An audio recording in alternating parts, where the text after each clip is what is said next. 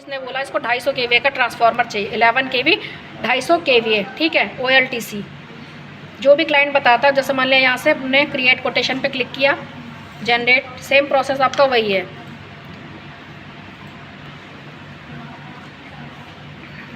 आगे ठीक है, यहाँ पर आपका सेम ऑफर फ्रॉम एडिलाइट आ जाएगा।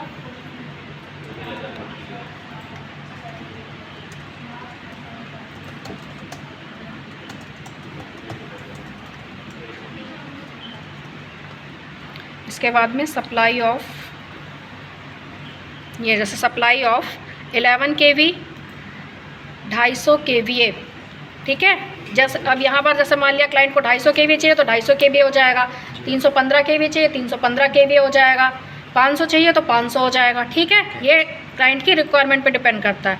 फिर ऑयल टाइप है या ड्राई टाइप है, ये यहाँ पे हमने लिख दिया। जैसे इसको ऑयल टाइप चाहिए, OLTC चाहिए या OCTC चाहिए। OCTC क्या होता है अजय? OCTC क्या होता है? मैनुअल। OCTC ट्रांसफ़र क्या होता है, फुल फॉर्म क्या होती है OCTC?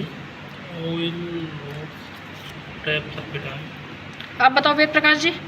Oil route tap circuit. OCTC आएगा, ठीक है। उसी के अकॉर्डिंग प्राइस चेंज होते हैं। मैं आपको OLTC का बता रही हूँ। फॉर एग्जांपल आपका जो 250 kVA का है वो मैं 11 लाख का इस समय दे रही हूँ, ठीक है, ठीक है। यहाँ पे प्राइस मेंशन कर दिया हमने, और नीचे इसके आ जाता है मेक को हम यहाँ से बोल्ड कर देते हैं। जैसे मैंने आपको बताया नॉर्मली हम लोग किर्लोस्कर का कोड करते हैं और उसके अलावा सर्वोकॉन भी देते हैं, ठीक है। प्राइस जैसे क्लाइंट की रिक्वायरमेंट होती है, मान लिया उसको सस्ता चाहिए तब फिर स्टार्टिंग से हम सर्वोकॉन कोड नहीं करेंगे, पहले अपना उसको किर्लोस्कर कोड नहीं करेंगे। अगर किसी को प्राइस का इशू है, वो कह रहा मुझे महंगा ट्रांसफार्मर नहीं लेना है, तब फिर हम सर्वोकॉन का दे देते हैं। अदरवाइज नॉर्मली जो हम कोड करते हैं वो हम किर्लोस्कर में डील करते हैं सबसे ज़्यादा। उसके अलावा फिर अगर क्लाइंट को रिक्वायरमेंट होती है तो हम सर्वोकॉन भी दे देते हैं। उस दिन एक वेद का क्लाइंट था, उसको डायनामिक कौन सा दिया था हमने, दूसरा कोड भी करवाया था, ठीक है। वो हम मैडम से डिस्कस कर लेते हैं क्लाइंट की रिक्वायरमेंट के अकॉर्डिंग। इसमें और कोई आपको ज़्यादा डिस्क्रिप्शन नहीं लिखना होता है, बस सप्लाई ऑफ 11 kV और यहाँ पर आपका kVA आ जाएगा, 250 kVA 500 kVA 315 kVA, ठीक है। उसके बाद oil tap transformer, OLTC OCTC जो भी क्लाइंट की रिक्वायरमेंट होती है वो हम यहाँ पे मेंशन कर देते हैं और उसी के अकॉर्डिंग प्राइस आ जाता है। ये ट्रांसफार्मर आपका कभी भी रेडी स्टॉक नहीं होता है, ठीक है।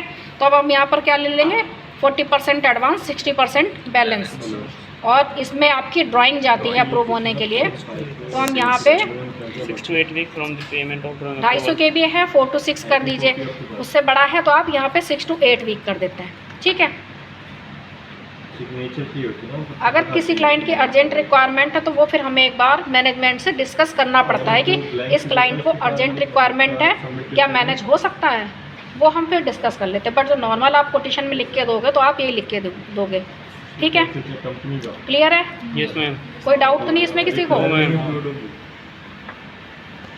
ठीक है।